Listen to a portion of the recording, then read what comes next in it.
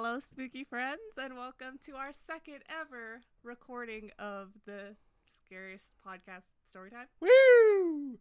Trying not to be super loud for you guys because I was complained at quite a bit, told I blew out some eardrums, so sorry about that. So we're super excited to be here. We've had a ton of technical problems already to start the show. Sorry. Lots and lots of scrambling to make sure that our camera wouldn't die, that our microphones worked, that our lighting was going. So the only thing that's been working correctly is you guys. So thank you so much for that. We really appreciate it. Yeah, you guys are so nice. I can't believe you guys waited before we even started, and we're just hanging out and talking and stuff because it made us feel better that we were kind of panicking back here. Yeah. So. And just really quickly, for those of you who are in Twitch chat, thank you for joining us. While you watch, you're going to earn currency, which are still called souls. We haven't quite put the poll up to see what we're going to actually name that stuff, because this week, or for the last 3 days, because we're recording right after we just posted an episode, we finally got our first t-shirt design out. Yay! We're super excited. You can go to scarish.com and click there and go to the link. We also have it posted on all our social media and stuff like that. So if you guys want to try and pick up a t-shirt, go ahead and do that. We completely encourage you to do so. And if not, we totally understand. I think they're $23 for a men's, $27 for a women's. Yeah. And we unfortunately do not control shipping. We're so sorry if international shipping gets a little crazy. Yes. Domestic in US is pretty affordable. But please support us. It's so awesome. Huge shout out to Connor. He is out in Australia. He bought one of our shirts the first day, and his shipping wound up being $40. So that is awesome. Thank you so much for supporting us. We really, really appreciate that. He also donated to our Ko-fi. Yeah. Yeah, and he let us know. You are a killer. It's amazing. You're the message he gave supportive. us was amazing. He said, somewhere out there, someone's going through something terrible, and you guys make it easier for them, and you help them get through. And I was like, wow, I just wanted to start a ghost story podcast. I never thought that we would actually get to a point where we might help people. And that leads me into my next thing. Last story time, we read some stuff, and one of them was told to us, and we've mentioned this in the episode that came out today as well, that it was taken from Reddit. So we're not sure if that was the original poster from Reddit sending it to us or someone that stole it. Yeah. And so we've had some talk internally about what we're going to do, whether or not we're going to try and vet these emails. And without a production assistant to basically read all the emails we're going to read before the show and check all over the internet to see if they're there, there's not a ton we can do except count on you guys to keep everyone honest. And after Connor sent that message yesterday, I was like, if I have to read a few bullshit stories and it be annoying to me that someone's using us as a platform to steal someone else's stuff, but we can get to that one story that's really going to affect someone and make them feel better or brighten their day or just help them out a little bit, then I'm totally fine with that. Yeah. Because that's what matters to me, is that we're going to help someone out there. I'm going to be really honest. We are not Reddit people. We don't know any of that, internet world. I'm living like my robot.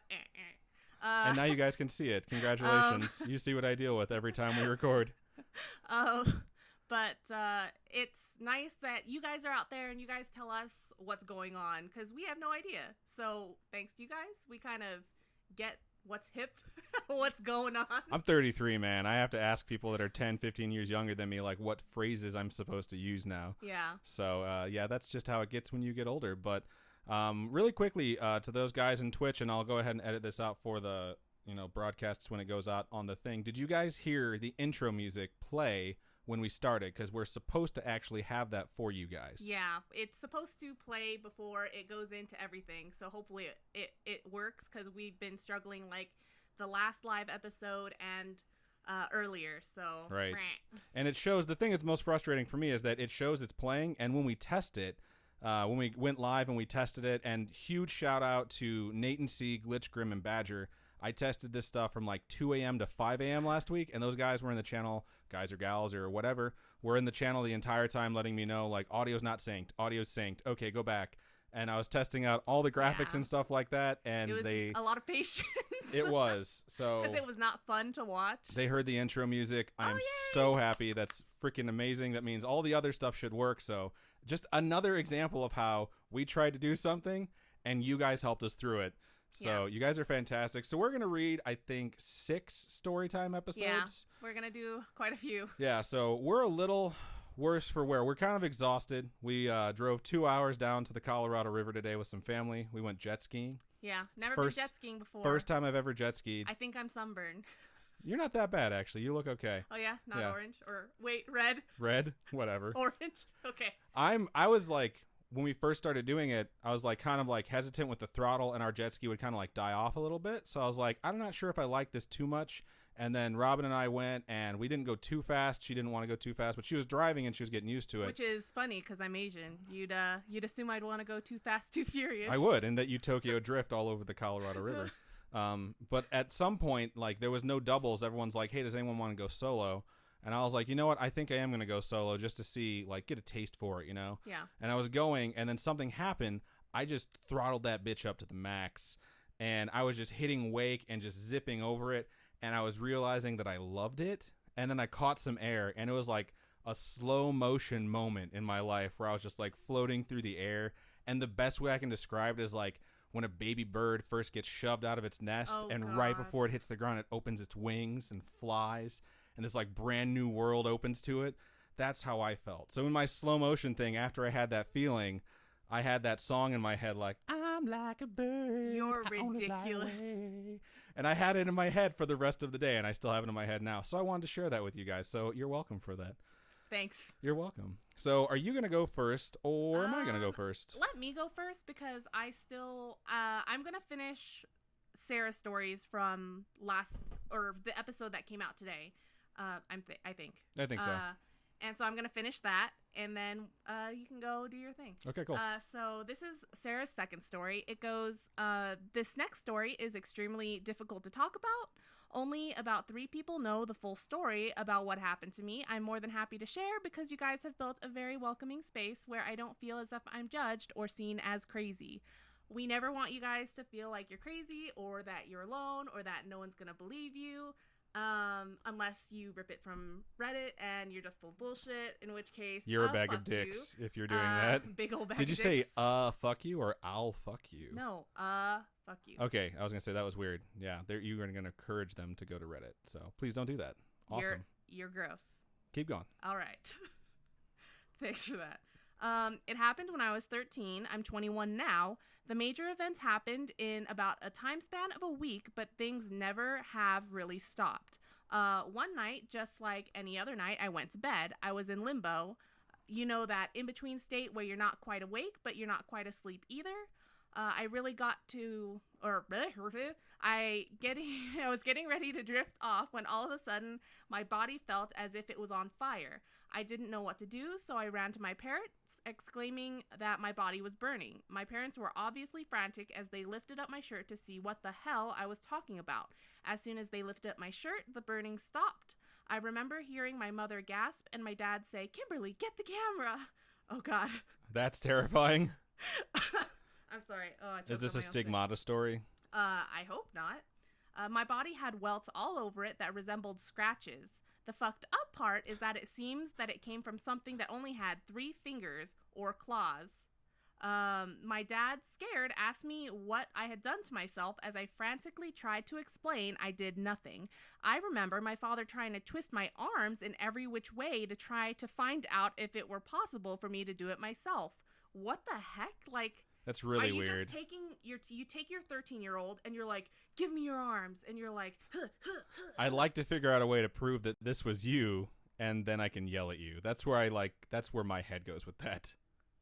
That's so weird. Yeah, it's odd. I don't know. Sounds rough. They ended up taking pictures of the scratches. However, there was no way I could scratch myself from the top on my neck all the way down to my lower back. I didn't get much sleep that night, and my house just had an unwelcoming feeling. The next night, I was very scared to sleep, but I carried on and tried. Important note, I used to sleep with my room incredibly dark, like how Adam has expressed how he used to sleep. It's really nice, because it always seems like nighttime, but it's also very, very hard to wake up. I can't really sleep in the dark, like super, super dark. Like, I always want to leave my curtains open a little bit, so moonlight will come in, or in the morning, sunlight will come in, but maybe that's just me. When you pull the curtains, though, you sleep, and then you sleep, like, till noon. Like, you don't get up because you think it's nighttime. Yeah, I'm like a vampire, just dead. That's not a good thing, but that's okay. Fuck you. Okay. I was in limbo again, and my already dark room somehow managed to get darker and was getting this horrible uneasy feeling coming from the far corner in my room. I don't know how to read. This knocked me out of my limbo state, and I looked over, and in an instant, it felt like someone was sitting on my chest, and I couldn't move.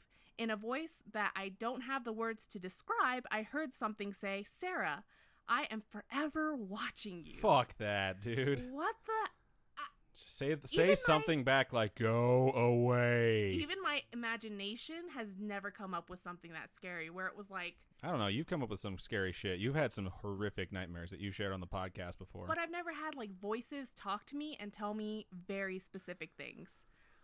I don't know. Maybe that's just me. I freaked the fuck out. I screamed as loud as humanly possible, and my parents came rushing in to comfort me. I almost read confront me. That would have been totally different. What the fuck is your problem? And see what had happened. I told them. My dad at this point didn't know what to think. He was very upset and just held me. He looked incredibly concerned because he didn't know how to help his little girl. Aw. That's very sweet. I don't think my parents would be that supportive. My dad, he was the kind of guy where he grew up in a really rough neighborhood, so his first instinct for stuff like that is, like, for anything actually, would be to, like, try and fight it. And if it was something he couldn't physically fight, like physically confront, like, he found a way out of there through his work, and he worked very, very hard and worked long hours, so he made good money.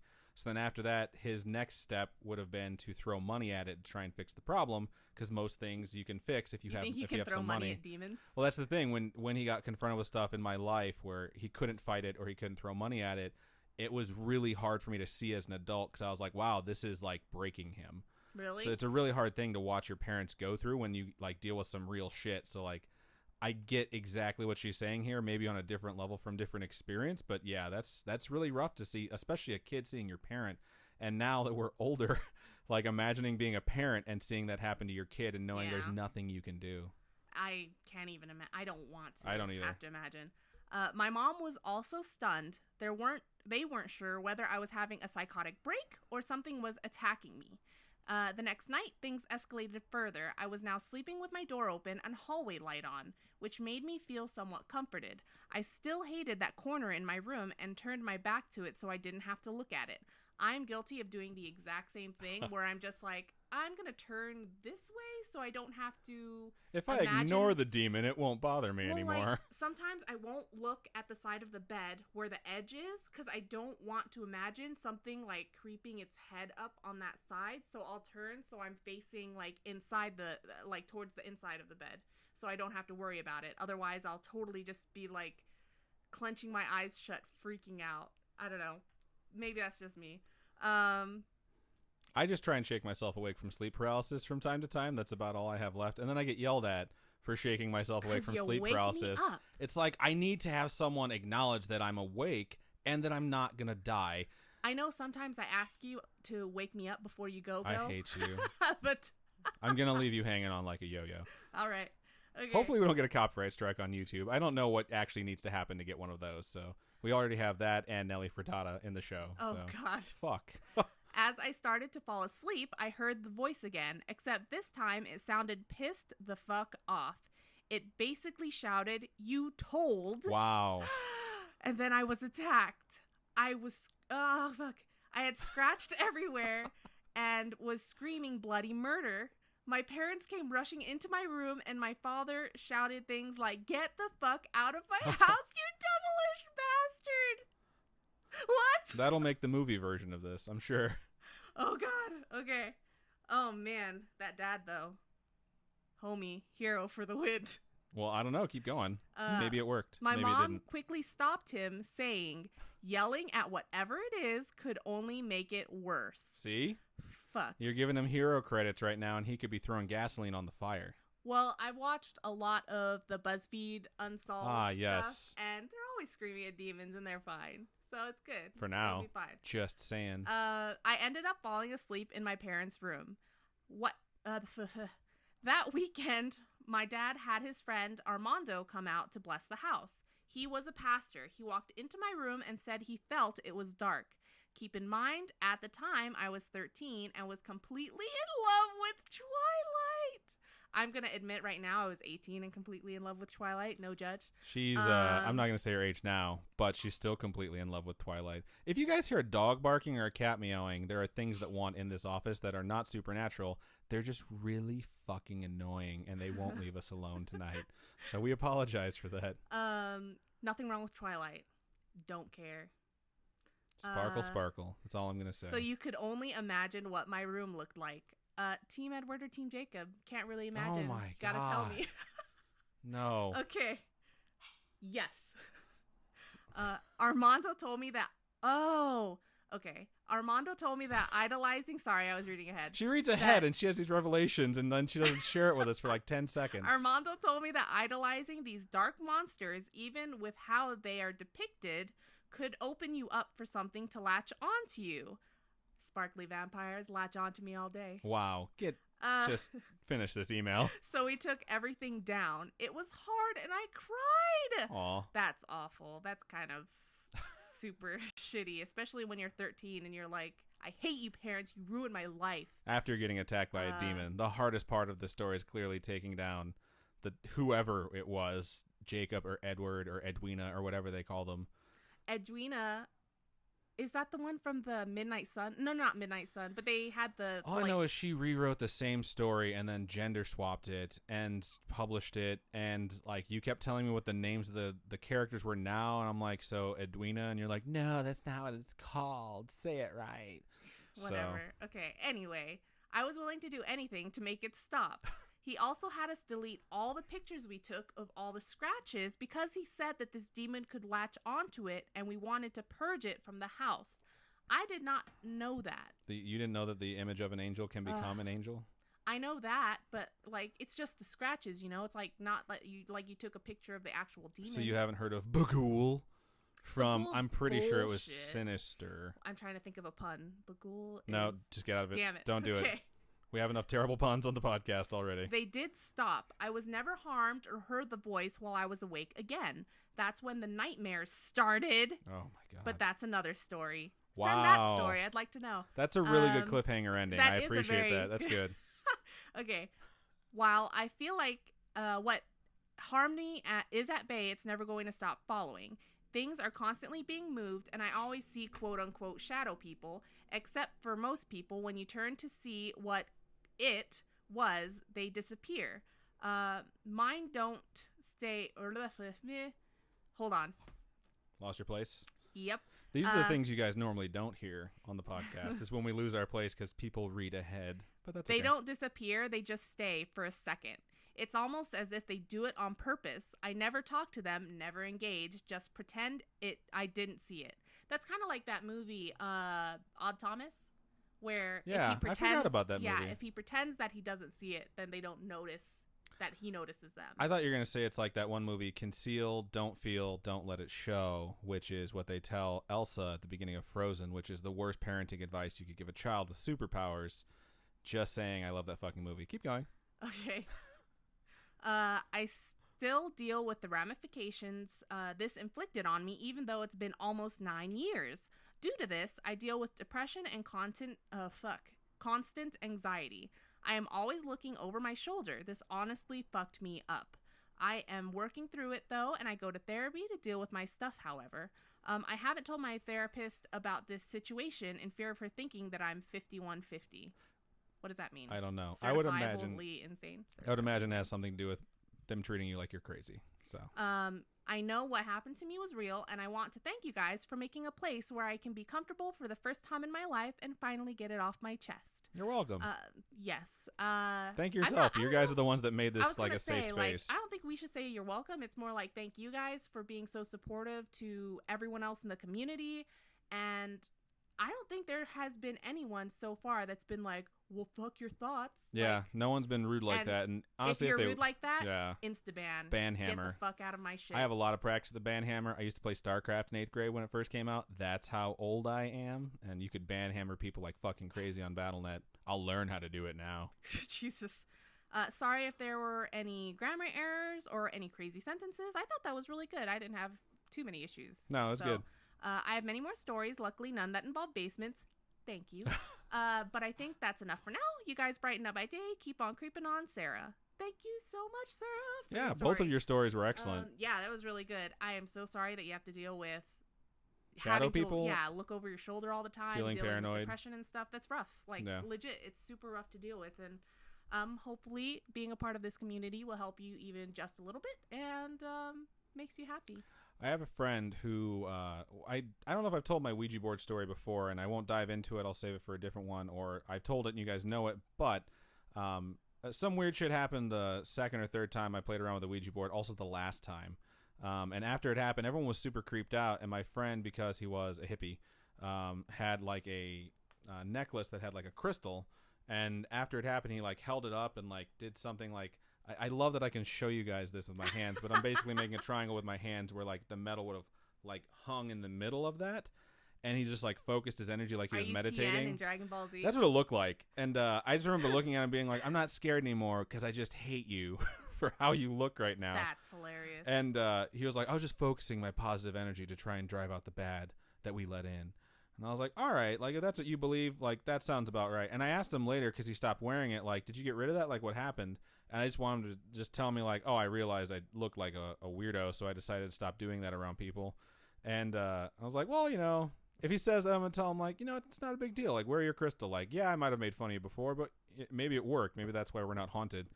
But something he told me, and the reason he stopped wearing the crystal, he goes, no, I got my shit together because I realized that my energy is stronger than anything else I could ever face as long as I don't doubt myself. That's kind of cool. And I was like, damn, bro, like I need to get some fucking crystals and get my life together, because that was like some of the most profound shit I've ever heard. I still think of that almost on the fucking daily when we're doing like creepy research and I'm like afraid we're going to let something in. I'm like, drive it out. Just drive it out with positive energy. However, when we were in Japan, I did get this charm from my microphone, and I have it on there. And just in case you guys are wondering, because it looks like the Nazi symbol, that's the Buddhist symbol for, I believe, peace.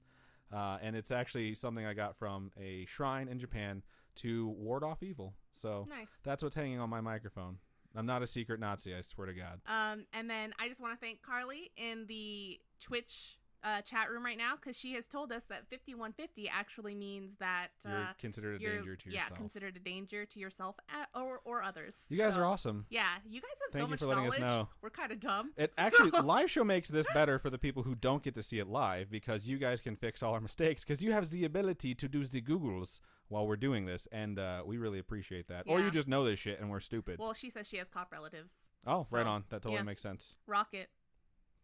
Rocket. Rock'em sock'em robots. Cool. Okay, I'm going to move on to my next email. And my first one is short, and it says, hey, guys. Hey. Hello. Hello. How's it going? What's up? This is a random story, but I thought I would share it anyway. When we were moving into our new house a few years ago, everything seemed perfectly normal. We would bring a couple of boxes over every day, and then we would go back to our old house. We actually were just helping someone move recently, so totally normal. Before we left, we made sure to lock all the doors. We had this good luck troll thing from my great-grandma. It is so creepy. Is it Elko? I'm just imagining the trolls with like the fuzzy hair that everyone had in like the 90s for some reason. It's probably not that, but that's what I'm picturing. All right. Anyway, we left it at the new house and went home like normal. The next day when we went back to the house, the troll was not where I had left it.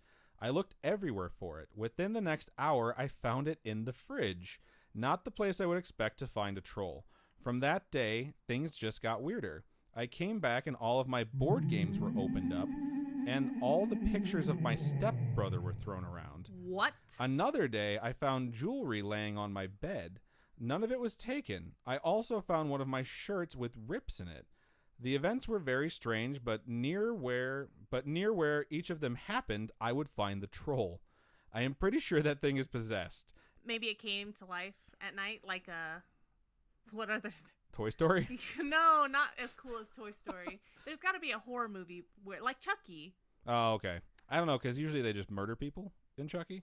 But maybe it was a more mischievous Chucky that didn't murder people. Not murderous, but mischievous. Yeah. Okay. The email goes on. Ever since then, I have kept the troll locked away in the basement. Of course, they'd put it in the basement. Who knows? Maybe the troll is possessed by my great-grandma. She did love that troll. Oh, no.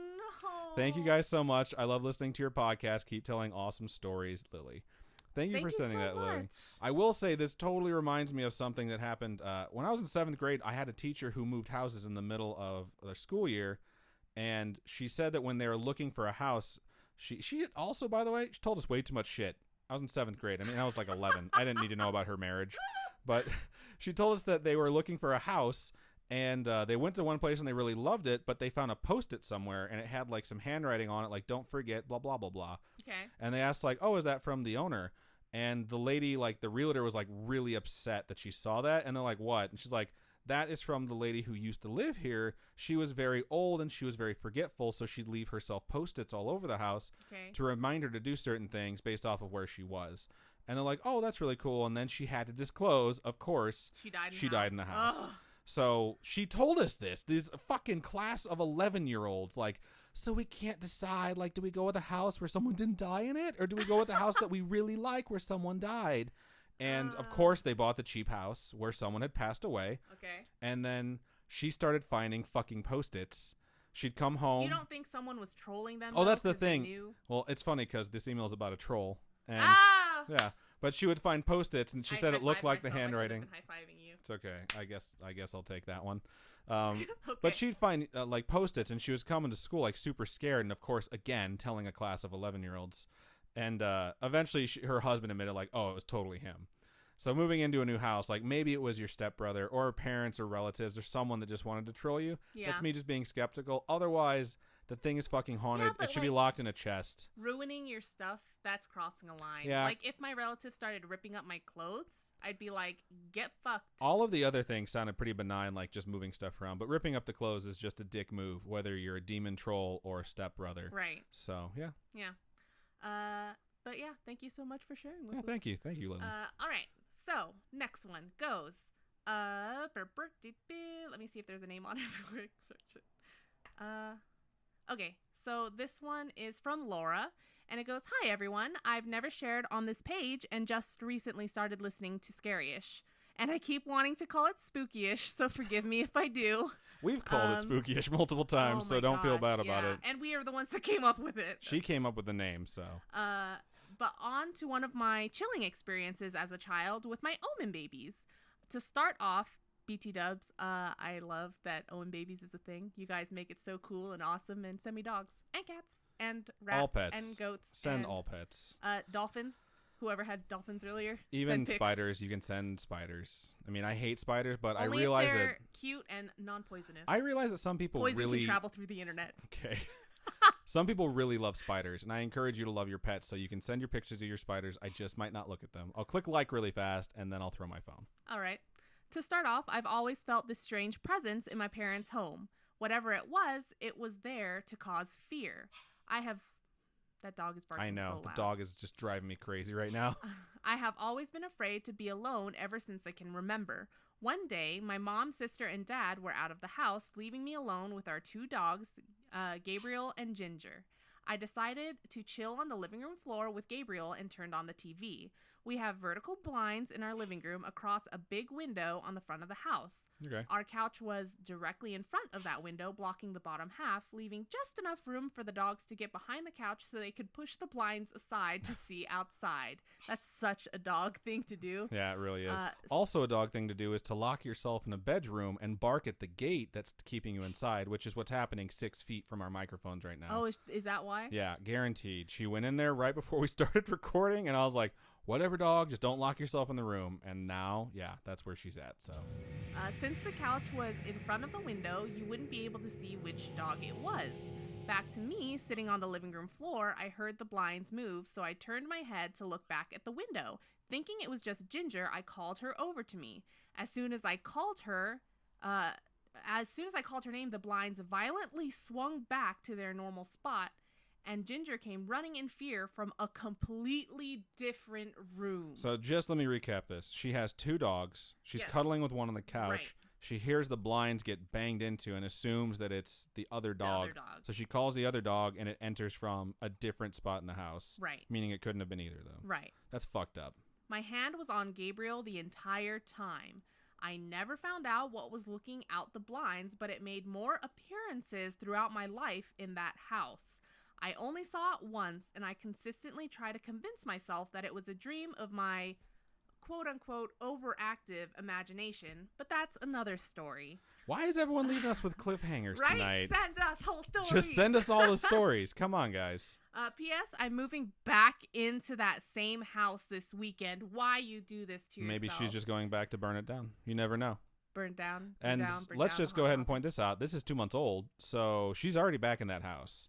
So I need to scroll through the emails to see if she sent us more emails and to see if she's still out there or not. Thanks for reading. That's the end of the Wow. email. So lots and lots of cliffhangers. Thanks, Laura, for sending us your story. That was actually posted in the Facebook group. And we just want to remind you guys that you can post these stories to the Facebook group or message us on Facebook. Send it to storytime@scaryish.com. And we pull them from all those sources. So, yeah. Quick shout out. We just got a $5 donation given to us while we're streaming. Thank you so much. Thank you so much. The message says, Tawny here. Love you guys so much and thank you for your awesome podcast. Thank you so much for supporting us, Tawny. Thank you. We also know you so bought much. a shirt. Yes. So I think Tawny was the first, yeah, wasn't I she? think you were the first one. So bomb.com. Yeah, good job. We appreciate it. We appreciate it. So those of you who can't afford shirts, we totally get it. So I don't even know if I could buy our own shirts at this point. Shut the fuck up. I don't know. We're living true, though. we're living razor thin right now. So every little bit helps, but we appreciate you guys. And MDI Apparel was so awesome to come in and help us set some stuff up. Like, hey, we're not gonna charge you anything. Like, we're going to show you what this looks like where people can come in and like there's a lot more stuff we can do too once we get the full store. So we're really excited to see how this works out. Test period. We're going to figure it out and see how it goes. And if you guys support us and make it possible for us to set up the entire store, like if we get enough interest, then it'll happen. So woo woo. Yeah, and what I'm really excited about is that we might have the ability where we can upload designs and logos and catchphrases that we already have. And through that store that we can like fully build out if things go well here, you can customize like your choice of shit. So rather than us having to order stock from like our own bank and be like, okay, we're going to buy 25 shirts and hope we get the right sizes and wait for people to order them. Yeah. By going through this service, we might actually be able to just have our logos uploaded. You guys can pick whether you want a hoodie, what color you want it to be, a pullover, a t-shirt, a long sleeve, a hat. There's a bunch of different things that we might be able to do here, and you can pick which logo you want on which shirt design. You can customize your stuff, and like that's not an extra charge. It's just like the normal stuff. But to start out with, we have the I Was First design, which they were nice enough to help us. It's going to be limited edition for the Yes. month, and we'll see how it goes. Yeah, so it's been super cool. So we appreciate that. Yeah. We really apologize if that dog is picking up on the audio because there's like nothing we can do at this point. Should I just let her out? No, Are you let's sure? just keep going. Yeah, because it'll change the lighting and everything in the room, and let's just power through it. Okay. So she made her bed. She needs to go to sleep in it and shut the fuck up. That'd be so nice. So, what? I just feel like I should just let her out. Then just go let her out. Okay, I'm going to let her out real cool. quick. This is the stuff you guys normally don't hear, and we'll definitely not make the episode. So should I just go ahead and read while you're out of the room, or should I vamp a little bit while you're gone? Just talk. I'll talk to you guys in the Twitch chat. How about that? So I'm going to look over here. When you see me look to the right, by the way, we're looking at the Twitch chat. So TDP2713 says, no, you should bring her in. Everyone's saying we should bring the dog in the studio. I can tell you that will be a certifiable fucking nightmare. But if she comes in the room, Robin is beckoning her in right now. Her name is Nymeria. She's a Shiba Inu. And what I will tell you is that her name is actually not Nymeria. Her true name, her real name, is the sound of a fucking wrapper opening up that has something inside that I want to eat. Because if she hears that from anywhere in the house, she comes running. Okay, our Corgi has made an appearance in the studio instead of Nymeria because she's a good dog and she comes whenever we call her. Or any other pet because she's also super jealous. So we have bumped the camera. No big deal. And my bad. it's okay. So, I don't know if... Oh my god, the dog's bumping the camera. Come on. Come here. Good puppy. You guys can't see her, but at some point maybe Robin will try and pick her up so you guys can see her. So you didn't let the dog... You went out there to let the dog out of the room, and I still hear barking, so I'm pretty sure the dog's still in that room. Yui, you've been banished. Where'd the Nymeria bark from? She barked from the top of the stairs. Okay. Close the door. Let's keep going.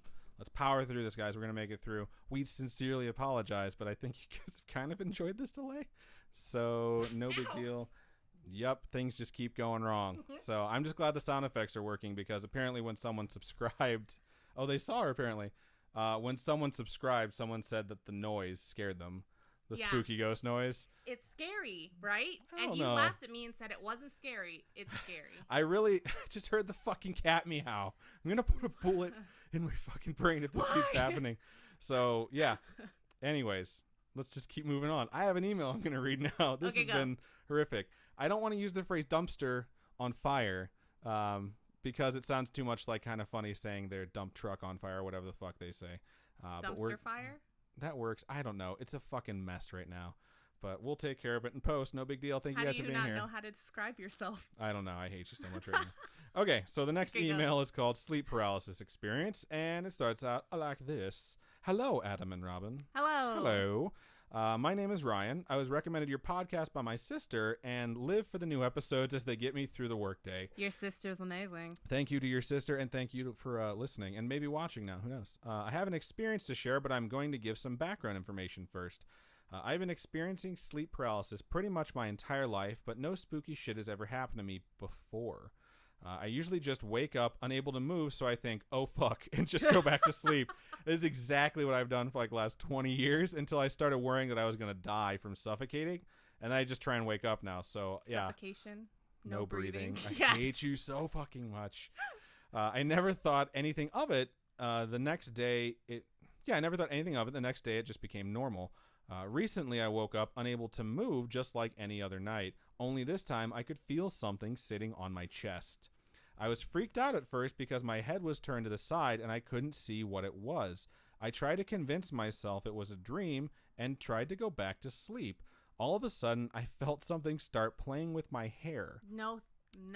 It felt like long, cold fingers caressing and twirling my hair. This was just enough to make me wake up. For those of you who are listening, Robin's not trying to twirl my very short hair. When I woke up, I realized nothing was there, but I did realize my hair was parted at a strange angle. Oh. But that could have just been the way I sleeping, slept. Yeah. Sorry this is short and not well written. It's actually really well written. Yeah, it was really, yeah. And I just wanted to share this with someone. That's totally okay. We don't mind if they're short or long. We'll read them either way. So sleep paralysis is incredibly common and super fucking creepy. It's creepy and it's really scary, and I've never experienced seeing anything. So when people say they've felt stuff like that and have seen things, it freaks me out. I can't even. It's just too like much. that long-fingered, like concerned creature that I saw peeking into our room. Ugh, don't even remind It me. looked so like it looked creepy at first, but then the way it looked to me, it looked like it was worried about me, and it actually felt really nice. Like, I'm fine, dude. Like, just help me wake up. Talking to my older sister for the first time in a really long time, I had no idea she had that problem too. Everyone, it's like It's crazy. the stuff we've read about sleep paralysis says like only like 4% of the population experiences But it. there's so Every many. fucking person I talk to says they've experienced it. So apparently I'm only meeting the 2% or whatever, the 4% that's experienced it in my life. So right on. So you have one more for us, correct? Yes. Go for it. So, this one is from Erica, and it goes, I'm just going to dive right in. Cool. Thanks. I like it. Very straightforward. Fuck, I can't read. It was spring in 2006. My friends and I were about to graduate from high school in a small town in Indiana, USA. Hey, I grew up there. Small town Indiana. Yeah, that's me. Okay. To try to explain how small, we didn't have a middle school. So what did you do for middle school years? Yeah, that's small. I actually had a middle school. Had corn? But my middle school had to bring in another school's middle schoolers because they didn't have a middle school. So I guess I totally understand. Had cornfields by the school, and kids really did drive their tractors to school if it would save time during harvest season. Basically, very small, sheltered type of life. Right on. I grew up in Hawaii, and I had a super sheltered life. So It's a very small island. yeah. So But I mean, they have it's lots not of as them. small as not having a middle school. I mean, there were like a million middle schools. Okay. So I don't know. I just meant like size-wise, it's not very big. Like 45 minutes from one end to the other, right? It's not big. I guess so. I don't know. Cool. You're not big. Wow. Oh, sorry. Let's get back to the story. All right. She's lying. My. Thanks for sharing. Giant fucking douchebag over here. Giant bag of dicks. Okay. My The wheels have come off, ladies and my wonderfully gentlemen. nerdy, non-country, geeky friends and I decided we needed some kind of thrill before we left our small town to go off to college. But it was Indiana. What kind of thrill could we really have? Cow tipping? Is that a thing? It doesn't work. Running You your can car try through and do it. cornfields? Yeah, that's fun. Do Carly, you really do that? yeah, I told a story like 2 episodes ago about taking the car through the cornfield. Through There's beans at bean the fields. time. Yeah, it's the same field. Carly in the Discord actually says that the school she grew up in was small. They have K through 8 in the same building, and then the high school is 9 to 12. So My middle that's school probably what was happened. My private school I grew up in was K through 8, and it was just like 2 buildings. Okay, so then you So- kind of understand what they're saying, even though Yeah. you acted like you didn't. Well, it was a private school. Oh yeah, we forgot. Robin's really fancy. You're She fancy. went to a private school. My pinky's up. Whatever, bitch. Keep going. Okay. There were. I'll never do that voice again. Sorry. Please don't. Thank you. There were bonfires, bowling, teenage drinking. Been there, done that. Whatever could we do? Then I had this wonderful idea. Yes, it was my idea. Hey guys, let's look up haunted places in the area, then go see if anything happens. Why? Because it's Indiana and there's nothing fucking else to do. Like, seriously, you just look that stuff up. I'm curious to see if they wound up going somewhere I've heard of. Anyway, we ended up having 2 cars full of people because we just kept inviting others to join. Safety in numbers, at least that decision was good. Yeah, unless you invite the wrong people. Like what? Like people that bring Ouija boards. They're like, let's go to a graveyard and summon something. You're a Ouija board. Just keep going. It was the evening after my open house, and that's when you graduate high school, right? Open house. Yeah, typically. We had Devin, Ethan, and Beth in car 1. My car had myself, Brittany, Heather, and Ashley. It's a lot easier when they have real names and not letters. Yeah. Future reference. Please don't do letters. It was hard last time. We decided to start out with a town nearby called Peru, Indiana. There is a forested area called Okefenokee. That's fucking awesome. I've never heard of these places. I'm totally, instead of saying okie dokie, I'm totally going to say Don't. Okefenokee. Oh, she really is going to say that like for the rest of her life. I didn't know anything about it. However, Ashley had heard quite a bit about it. She had said, story goes, there is a little girl named Stephanie haunting the woods. Back in the day, her stepdad drove her out to the woods, raped, and killed her. What the fuck? Yeah.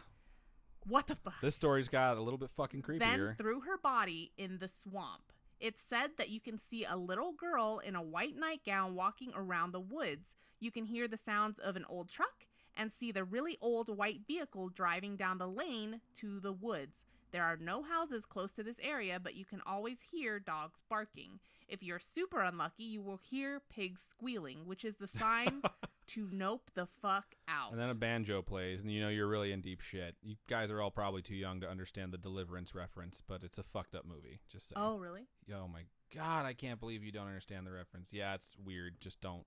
Okay. Don't watch it. Just Google it. Anyway, in parentheses, it says, obviously, she didn't really say this phrase because it wasn't a thing then. So, no noping the fuck out. She's just like, let's get the fuck out of here. Okay. Well, I don't know. Do kids swear back then?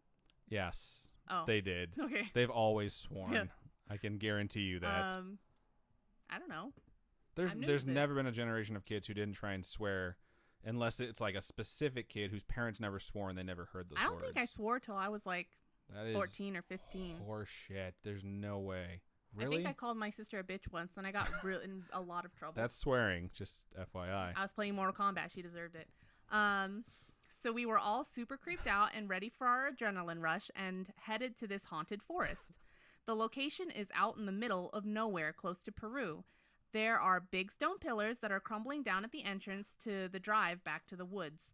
The lane starts out going between 2 big cornfields. Side note, growing up in Indiana with all this corn made Children of the Corn one of the scariest movies ever. You know what else was really scary? Signs. I watched that movie while there was a giant fucking thunderstorm out. My backyard was half an acre of backyard and then cornfield for miles. That's all you could see.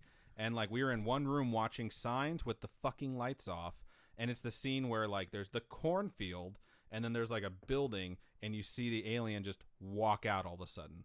So it's like super fucking eerie because it's like the first time you see them. And then like I went into another room that looked out on the cornfield and the fucking pitch black, super late at night, and this fucking lightning bolt just shot across the cornfield. Did it set stuff on fire? No, it went above it, but it was so fucking close. Like instantly the thunder like just came, and it's so fucking loud. When there's a sound that loud above corn, you don't know this, but when the wind blows, the corn all kind of goes in the same direction like this. when thunder erupts above it, when fucking air gets ripped apart by like superheated light, you know what happens? Each fucking cornstalk waves in a different direction, and it looked like things were running between all the fucking rows. And I was just standing there in the dark by myself, was like, holy shit. I'm like, I need to get back to that fucking... though. Yeah, it was awesome. It was just an amazing experience. Sounds awesome. Corn is fucking creepy. What's Children of the Corn about?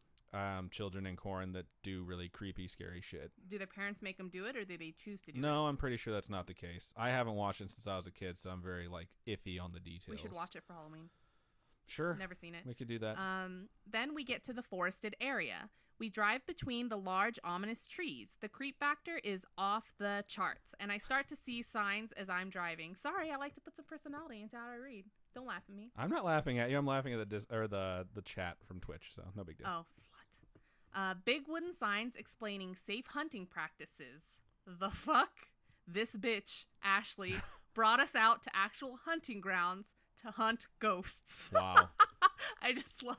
Ashley sounds kind of dumb. I don't want to judge. It's judgment-free zone, but it's probably a pseudonym, so they don't know. Just imagine if you went out there and accidentally got shot. Yeah, dude. Like, fuck that shit. While I come from a family of hunters, I have no fucking idea when a hunting season is going on. I'm thinking this bitch is gonna get us shot. My fear transfers from ghosts to overall wearing hillbillies out here that might shoot us. However, I'm not going to be the pansy who chickens out. The lane ends at a clearing with several walking trails leading into the trees. Quick side note, pansies are very strong flowers, and that's not an apt expression. Really? Yeah, there's certain things about them that make them weak, but yeah, I don't know why I decided to bring that up. It just bugged me. Keep going. All right. We exit our cars and gather to try to decide which trail to take. We pick one at random and begin. We started to hear the barking just after a few feet in. Ethan said, "What the fuck? A dog? But no one lives out here." Some of our group freaked out and ran back to the clearing. You know who takes dogs with them into the hunting woods? Hunters. Yeah, if I heard a dog, I'm like, I'm about to get shot. Or ripped apart by a dog who's used to picking up game, you know? Okay. But they're used to picking up little things. Not necessarily. This story's really drawn me in, so keep going. Okay. I hate these people that are going here, except for our writer, I guess I should say. However, my thought is there is a hunter out here with his dog. Go figure. I added the go figure, sorry. I look down, and sure enough, I see a beagle, sitting at my feet, wagging his tail, begging to be petted. Cute, right? However, it freaked me out thinking there is a hunter out here with his beagle and it's time to go. I head back to the clearing and suggest we go. Beagles are so cute, though. I would totally freak out, I agree, but beagles are so freaking I'd be like, we need to get the fuck out of here after I get done petting this dog for like Or four steal or it. 5 minutes. Just pick him up and run. I would have checked to see if there was a collar on it and there was a name on it, because that would have made me feel like it wasn't a ghost dog. That's true. Yeah, a little bit. That's smart. We all pile into our cars and head out back down the lane. Ashley, fucking Ashley, rolls down her window and starts yelling, "Fuck you, Stephanie, you're a whore. Stephanie, you're a little cunt, Stephanie." Oh my god. What? You know what, Ashley? Fuck you if you're watching this right now. She literally types, "The fuck is wrong with this bitch?" I pull over and basically ask her what the actual fuck. Ashley's reply, "We didn't come out here to run away from a little dog. I want to see something unlike you chickens." After much talking, I am somehow convinced to go back to the clearing. We turn our cars around and head back. We weren't the brightest looking back at this. How do we even graduate high school and get into college? And how naive we were. Sorry, can't read. We get back to the clearing. We decide to just sit there, no trails. Ashley is telling us that she's been there before. Her and her friends came out of the woods, locked up all the cars, and went down a few trails. They felt like they were being watched the whole time they were in the woods. They kept hearing creepy sounds and kept trying to talk to Stephanie and lure her out. After they started hearing the squealing pigs, they decided it was time to go. They got back to the clearing to see all the doors on their cars were wide open. The lights were all on and the radios were blaring. But the keys were with the group the whole time. That's fucking creepy. That's really freaking creepy. Like, what? Just, what? They checked their cars and got in. I'd be so scared. Like, what if somebody, like, crawled into the seats or some shit? I don't know. Into the seats? Is that possible? Yeah, but you'd have to cut it open to get inside. I guess. And it would like have the outline of a human being underneath it. It's like laying under a blanket that's completely flat. Oh. I mean, unless you like somehow took out the perfect amount of stuffing in the perfect amount of places. I don't know. You know what's really funny? Side note, those teddy bear videos where people cut open the giant teddy bears and hide them. I fucking can't get enough of that shit. It's hilarious. Anyways, keep going. They check the doors, get in, cars. Bloop. As they all checked to make sure the cars would start, bright lights shined on Ashley's car as the sound of an old truck roaring to life came to their ears. She booked it out of there. Her friends in the other cars said it was an old white truck and followed them all the way to the forest's edge, then seemed to disappear. As she is finishing her story, all of our hearts stopped as we heard the sound of what could only be described as a squeaky transmission of a big old vehicle. Okay, so quick pause for me. They were there, they left. Ashley yelled at everyone, said let's go back, and then told this story about when she went, all this fucked up shit happened, and then when she finished her story after convincing everyone to go back. They hear this truck. They hear this truck come on. Okay, so fuck you, Ashley. And then someone in chat actually said #bye Ashley, which I'm totally okay with. We didn't wait around to see it. We screamed, ran for our cars, and Ethan took off so fast. His girlfriend Beth jumped in the front seat of my car. Brittany and Heather jumped in the back, and I hear Heather screaming, "OMG, it's getting me, it's pulling me out." My heart drops. Heather is my best friend / cousin. Aww. I would do anything for her. I put the car in drive and am prepared to take off, dragging this entity through the gravel when I look back and see Ashley trying to pull Heather out to get in so she isn't left there. #bye Ashley. I love it. Get the fuck out. It's so appropriate. What a bitch. I hope you're not friends with her anymore. That's kind of fucked up. She's probably a really nice person, and she's a huge fan, and she's watching this right now just like sobbing her eyes out. No, don't cry. We're not that mean. But seriously, bye, You're a Ashley. douche in this story, but we like who you've become, Ashley. The whole scene was quite comical. I laughed, relaxed, and then decided to listen more intently to the squeaky transmission we were hearing. It was locusts. Oh my god. They are fucking everywhere there was no in Indiana. old truck coming for us. We let our paranoia and Ashley's story get to us. We tried out a couple more haunts we heard about that night, but other than coming across a couple parked to sex it up, nothing exciting happened. Oh my god. Okay. I decided to look up more information on Okefenokee after our little adventure and did see some disturbing stuff and accounts from other people who had explored it. Evidently, dead bodies have been found in the swampy area of the forest over the years, along with old cars, moving vehicles with furniture still in them, and other creepy things, which lead me to think there very well could have been some kind of murderer around killing people and dumping their vehicles. On May 19th, 2018, another dead body was found on the trail. It's fucked up. A couple of people out looking for mushrooms found Drake Allen Smith. The autopsy revealed he was murdered, but they have one of the two suspects in custody now, so I do not believe it has anything to do with the paranormal. But a lot of posts online about Okefenokee say the spirits hate Ouija boards and to never use them. Which means that someone's going to go down there and use one because people are dumb. Also, people are evil. That is horrible. Yeah, it's horrible. I can't believe there's so many bodies down there. That's insane. Yeah. Since nothing really happened on this outing, but there are still creepy stories about the area, I would label it scary-ish. Yes. Well put. I now find this memory to be quite comical. It is very comical. It's hilarious is what it is. We all hate Ashley, though, so I would really hope she hears us reading this, like the person who wrote this, that is, and let us know what Ashley's like now, like even if you're just Facebook friends, and hopefully it's a pseudonym, so that, yeah, let's cross our fingers on that one. Okay. Also, I thoroughly enjoy listening to you guys on Spotify while I'm at work. It makes the day much more entertaining. Your reactions to the stories are what get me. Keep up the amazing work, guys. Thank you so much. Thank you. We really appreciate really funny. that. I really enjoyed that one. As we were going through it, I'm like, this kind of sounds a little bit over the top. And then I realized, like, Ashley's telling this story. I'm like, oh, Ashley and her bullshit again. So that was actually really fun. It was just a bunch of kids really that like good. let paranoia get the better of them. Yeah. Thank you for sending that. That was hilarious. So cool. I'm going to move on to the last one of the night. And this one is a little bit long. And it starts out like this. Hello, guys. Hello. Hello. That was just really obnoxious. I apologize for that. I'm so sorry this is long, but I want to tell you about things my family and I experienced surrounding the death of my grandparents a few years ago. Feel free to read on the podcast if it's not too long. My grandmother died suddenly in 2008.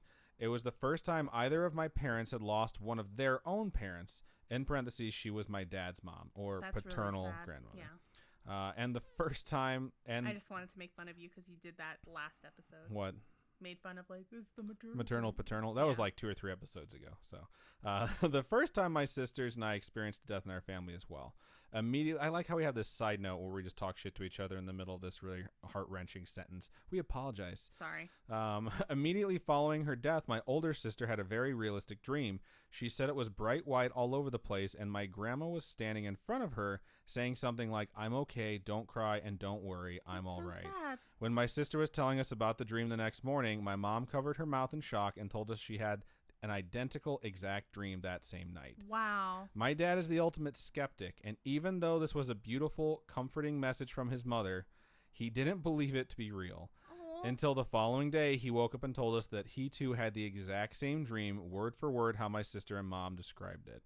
As another ultimate skeptic, it might be because of him being told that. Right. However, if it worked to like put them at peace, like that's a really good thing. And the fact that your mom and your sister had it at the same time, that one, like I can't explain. No. I don't remember if her message in his dream was more personal to him, but it visibly affected him in a way that he didn't want to admit. A few years later, my grandpa, my dad's dad, was very sick, on and off for months. There were random times that my mom and I would be in the car and I would start to smell my grandmother's perfume so strongly, it was as if she was in the car. It happened a few times over, about a month's time, but we never really thought too much into it. The last time I smelled her perfume, my grandpa died a few days later. It was devastating. That's super sad. My parents told me that the day before my grandpa died, they were visiting with him, and he asked them who the 2 girls were that had just been there. My parents were confused because there was no one else there, and my grandpa said, "Yeah, there were 2 girls here telling me to go with them." Oh my God. My family is very religious and firmly believed that he was visited by 2 angels and that hopefully they guided him to heaven when he died. Within a year after his death, my mom was driving in our town and was stopped at a red light. She glanced out the window and her heart sank to the floor. Walking down the street outside her car was my grandfather. What? She said it wasn't a man who looked and dressed exactly like my grandfather. It was him. He walked ahead of her and turned the corner as the light changed. She sped ahead and turned the corner, but the man was gone. Another time my parents were out to dinner with their friends. My mom was sitting across from my dad, and they were all eating and chatting and having a good time. All of a sudden, my dad turned sheet white and was frozen, staring past my mom. She turned around at a table, and at a table across the restaurant was my grandpa. Again, it was him and not someone who looked like him. That's I think crazy. he might have waved to them or something, and then a group of people walked by the table to block their view of him, and when they walked away, he was gone.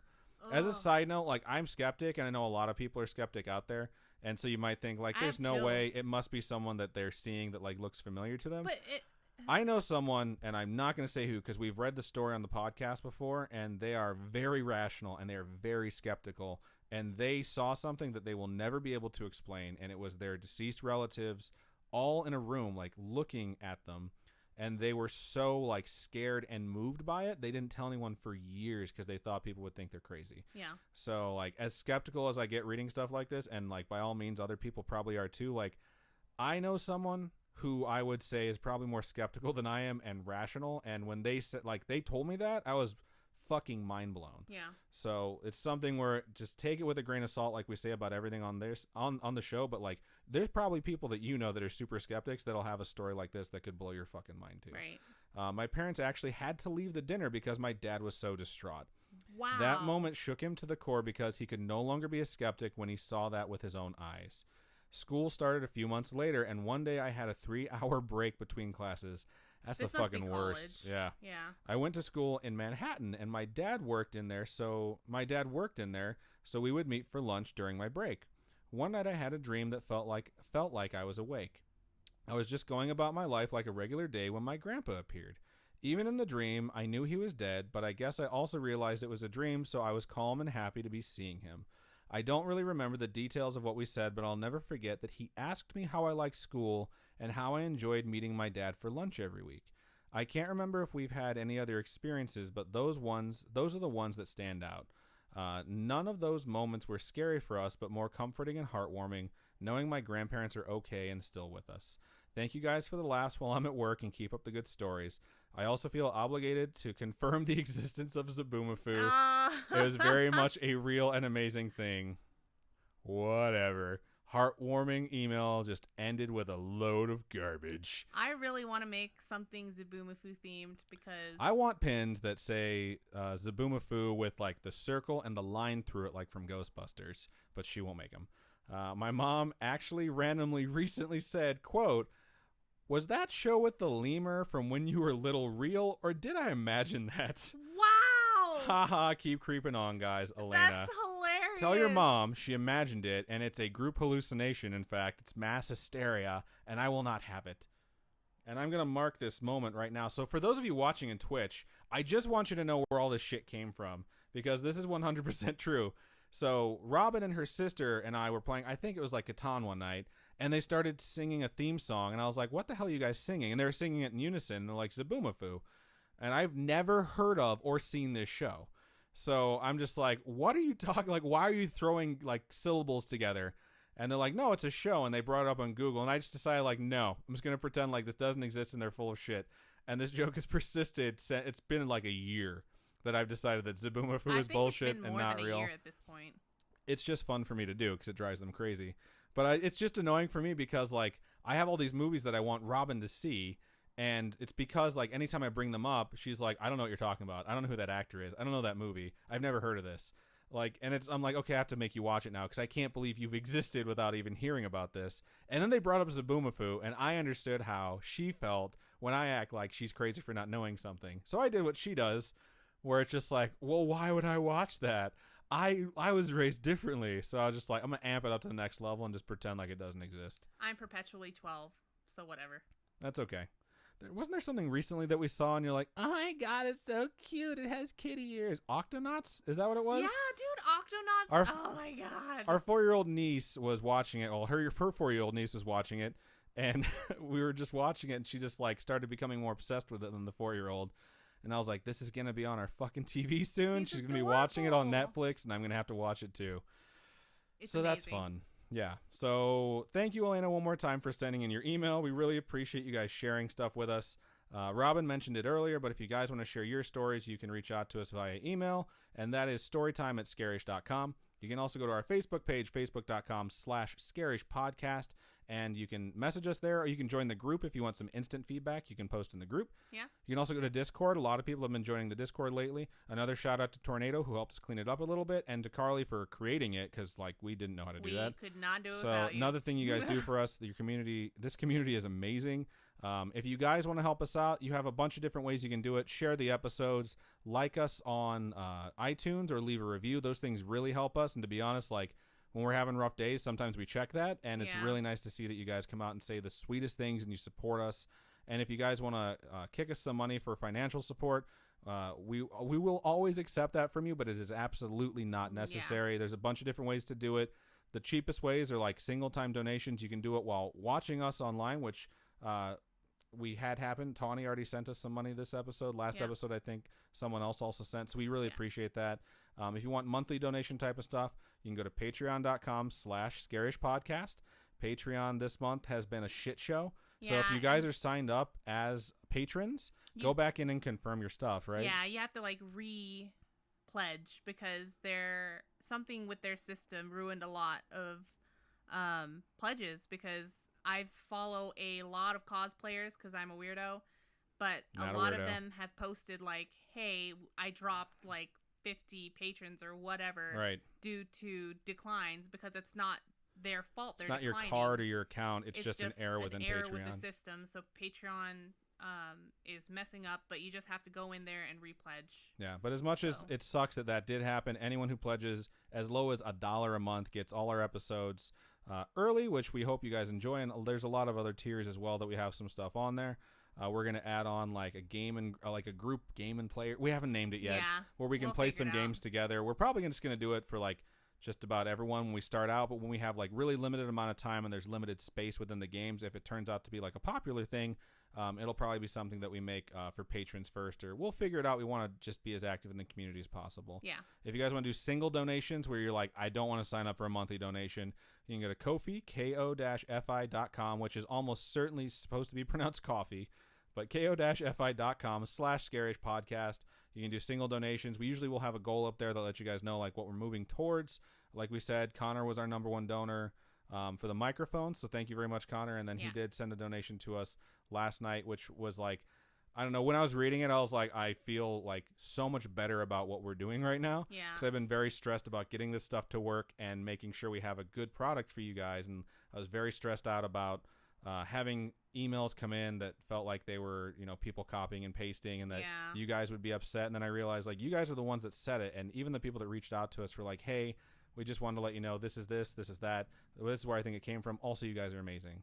So thank you to people who reached out to us. One other thing, on a more recent episode, I'm not sure which one it was, someone reached out to us and let us know. I used the word prostitute instead of sex worker. And I didn't know I was supposed to do that. I've heard the word before, but I didn't know that I should use sex worker instead of prostitute. So that's just me being stupid, and I do apologize. Didn't want to offend anyone. Yeah. So yeah, I'll try and use sex worker from now on. It's not malicious, and there's no intent to offend. That's just, in a word that I didn't realize should be like struck from my dictionary, which I will do from now on. So just honest mistake right there. And I think that's all about our normal plugs. You guys can go purchase a t-shirt finally if you would like to. So go and check that out. You can go to scarish.com. It'll be on every page. And that should be on like all of our social media as well, like pinned to the top. So we really appreciate all the support that you guys give us. Thank you to everyone who came to watch us on Twitch while we did this. We're sorry we were a little bit late getting in there, but sometimes things happen where your camera's about to die and your microphones aren't plugged in. You've been testing stuff for 4 hours, so it's just, we're very sorry. But thank you guys one more time. Is there anything you can think of that I missed? No. I don't know if you want to answer any questions or anything. Or, I'm going to just mark this really fast because I'll take this out of the actual show that's going to go out to the people that listen to it. But we're going to look at some of the Twitch chat. And should we scroll? Yeah, I'm going to bring this over. When we look to the right, like I said, we're looking at the Twitch chat because I have like Reaper up recording our shit. I have all the emails I'm about to read. And then we have Streamlabs OBS up so that we can have all our stuff there too. So we have a second monitor for that. But we're going to scroll through and see some of the stuff that you guys have been saying to us while we've been doing that. So I just want to say thank you to Tawny for recognizing my Harry Potter sweater. I thought you were going to say boobs. Oh. Because you started like doing this. So no, my sweater. Thanks, Perv. I think it's funny. Carly said about the claiming the first t-shirt status because she won that giveaway, the first giveaway that we did. That's true. Yeah, and that is unique too. That is one of a kind. My sister made that, so. I like that Tawny said Octonauts is life. It is. It's so adorable. Dude, they have all the characters are so cute, and I just want to love them and draw them and hug them forever. Okay, cool. Good to know. Huh. I like Glitch Grim while you were reading that story. Can you hear banjos? I almost guarantee you he said that when you said pig squealing. Oh. And he says, no, Adam, I am 31. LOL, I need a life. I know. That's hilarious. So I hope hashtag buy Ashley trends. It won't because we don't have that many people, but it was pretty fucking funny. So I appreciate that. And maybe we should post some videos of our pets since they were so goddamn annoying this episode. Yeah, I'm sorry. They just love to be loved, and by not being loved, they're like, why aren't you loving me right now? It's like that meme or that gif of Stewie, like, get back in here and love me. That is our pets. So. Oh my gosh. Let's Go Polt posted. This reminds me of the No Sleep podcast just with Asian boobies. Wow. Thought you said I was the perv. Good to know. Yeah. Asian boobies. I got those. I don't know what else to say. Okay. Yeah, I wish the dogs were quieter and more not crazy. What else is there? Anything else? A lot of the other stuff we addressed. So one last time, guys, we really appreciate you coming out and watching us. And thank you again to Tawny for kicking us some money. And thank you to everyone that's followed us. I know that some of them pop up while we're live and the other ones don't because we're not broadcasting. But we see every one of you guys that's followed us. And it makes us so fucking excited. It's super cool. Like, that's why I've been getting so nervous because I'm realizing, like, oh, people are actually going to watch. Because I've streamed video games before. by myself, streaming it to myself because no one's watched for like 6 to 7 to 24 hours at a time. So you had that not Lord of the Rings. What? The Legend Breath of Zelda of the Wild. one. Yeah, when Breath of the Wild came out, I streamed for 24 hours and got very loopy. And it was super fun, and I think my max viewers then was like 6, maybe 9. It was rough. And we average more than that, and we've broadcast like 4 times. We had more viewers at 5 a.m. watching us sound check to get our audio to match up than I've ever had for gaming. So that says how much you guys appreciate this and how much we really appreciate that from you. To Glitch Grim, I don't think we're gonna stream at the con. It's gonna be a really cramped table. Yeah. It's I think it's gonna be us 2 and 2 others, and I think my sister might be coming, and it's only a 10-foot table. So we're not doing like a live show or anything. No. So it's like we will love to get to that point where we can do a live show at specific cons. This is a table that Robin has purchased so that she can go and sell some of her wares. So I have like all Robin's Kawaii Corner.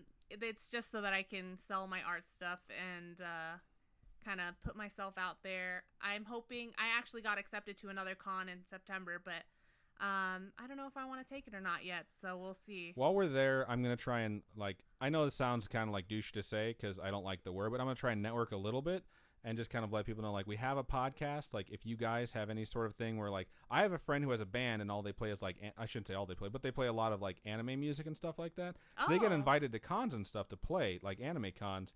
And every time they go and perform, they get told, like, would you like a table? Like, would you like to do a show? And that's kind of cool. When he brought that up, I'm like, man, like if we start getting invited to cons, that would be super cool because then you guys could come meet us and we could record live. And I already have, by the way, I have all the stuff set for a live show. Really? Yeah, like we could do it. We could stream it if we wanted to. We could have our microphone set up where we could do a normal episode. We could do a Storytime episode where we read your guys' shit. And then anyone in the audience, I can have a microphone set up where you guys can walk up and tell everyone in the room your stories and I can record it and that can be an episode as well. What?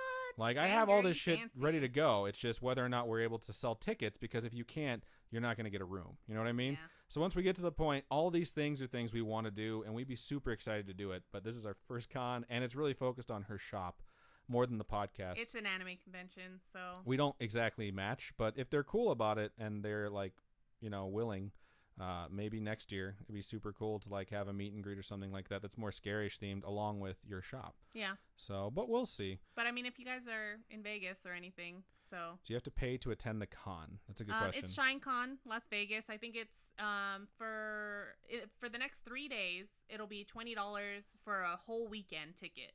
And then after the 3 days, because it literally is next Friday, it's going to be $30 for the whole weekend. Do you know how much a single day ticket is? A single day is $10. Single day is $10. Yeah. So aside from that, if you guys can't afford to come out or you just don't have the time, you can't make the arrangements, we've talked a lot, especially during this past week when we were setting up the t-shirt promotion, about setting up some stuff where we could have community meet and greets because like as much as we want to make, my dream is to make like this podcast and maybe a couple others like a career. Yeah. You know, so we could just do this and like get some money from like revenue from like advertising or whatever we need to do and make sure that the stuff we believe in. Yeah. We don't want to make you guys have to pay to do all the fun shit. Like the best stuff that I listen to just builds a community off of being free. Yeah. Which is why when we're streaming this, I've been saying a lot. That's okay. I'm hearing my voice and I'm like, you're irritating. It's important to me that this Twitch stream is not locked behind a Patreon tier. Because I want anyone who wants to watch this to be able to. And, you know, it's awesome that you guys have the option to donate money to us and everything, but that's absolutely not required. So we're trying to think of, like, things we can all go out and do to kind of meet each other. Like, obviously, Winchester Mansion, Stanley Hotel, the reason those are set behind Patreon goals is because that's going to be very expensive for us, and we're going to foot the bill to travel out to San Francisco from Las Vegas or to travel out to Denver from Las Vegas and then stay there, all the stuff that's associated with that. It's really rough. Yeah, so we want to start figuring out stuff that we can do that's not like financially dependent on us spending a lot of money, but where we can still come out and meet you guys. And I mean, what you guys can do too is you can meet each other, and like a lot of people are in Indiana. Why don't you guys have like a meetup with each other and talk about I've never even thought of that. That's totally absolutely true. It's like meeting a bunch of people and making friends. It's kind of awesome. Are we going to be there the whole weekend? I think we are, actually. Yeah. I have to be there the whole weekend. I got to sell stuff. So I'll be forced to be there. But yeah, we'll be there whole weekend, I think. Shout out to Grimsweeper. What's up? RTX this year looks so fun. We have a friend who's actually a community organizer for Rooster Teeth community in Vegas. He was there, and we saw all his stuff. It looked amazing as well. Yeah. I don't know if you guys are Rooster Teeth fans. It looks like they're a couple, but yeah. Yeah. So this has been some extra Twitch content. We hope you guys enjoyed, and I'm sure I'm going to leave this up on YouTube as well. Yeah, that'd be cool. But I'll cut it out of the episode because we're kind of communicating with chat, and maybe we'll have people talk shit to people who don't watch it in Twitch. Be like, I got to see some extra stuff. Maybe you should come out next time. But we appreciate everyone that came out. We appreciate everyone that listens. He doesn't have a cash box yet. Get your cash box, bitch. Oh my God, that's right. I need to get my cash box. Well, at some point, Robin was like, you can't come. You can't come anymore because there's not enough space. And I'm like, we already told people that we're both going to be there in case they want to meet us. She's like, you think anyone wants to meet you? And I didn't say that. She didn't say that. I don't think anyone's really going to come out. It just broke my heart because I was like, so I've researched so many cash boxes on Amazon, by the way. I have one in the cart? shopping cart. Okay. Yeah, just purchase it. So after that, I was like, I'm not going to buy my cash box anymore until she tells me to come again. So you still have to buy your ticket. Okay, that's awesome. That's fucking great. So $20. Got it. I think that's just about everything we got for you guys. Can you think of anything else? No. Okay, we really appreciate everyone that watches and everyone that listens. You guys are honestly the best community I've ever been a part of, and I've been a part of a lot of them. So thank you guys one more time. I personally am going to stream Friday the 13th of the game on Friday this week, just because I fucking love that game and I want to stream it, and I need to get some more time for the Twitch channel rather than doing like just the once a week show, which we absolutely love doing. So if you guys want to come out and watch, that's totally cool. I'm going to play it on my PC. So if you guys are, I don't know how easy it is to find a game anymore. Yeah, I got it for PC. I've only ever played it on Xbox. So my account didn't transfer. So I'm starting a brand new character. So don't lie this time. If you guys want to come out and play, I will go live and you can hunt me down and we can play. Don't stream snipe me because that shit's fucked up. Somebody did that to him once. Yeah. It was rough. I was streaming a game that was an alpha and they went and found me on there and they kept fucking murdering me. And then they admitted to it after the fact. But anyways, I just want to thank everyone one last time. And I think this is actually the end of the episode. Yeah, so do you want to sign us out? Thank you so much, guys. Keep on creeping on and we'll see you guys later. Bye. Are you doing cat hands? Meow, meow, meow, meow. meow, meow. Everyone on Twitch, say it in the chat if you hear the outro music. FYI, it will be a minute of the song that it's never been played before for the public.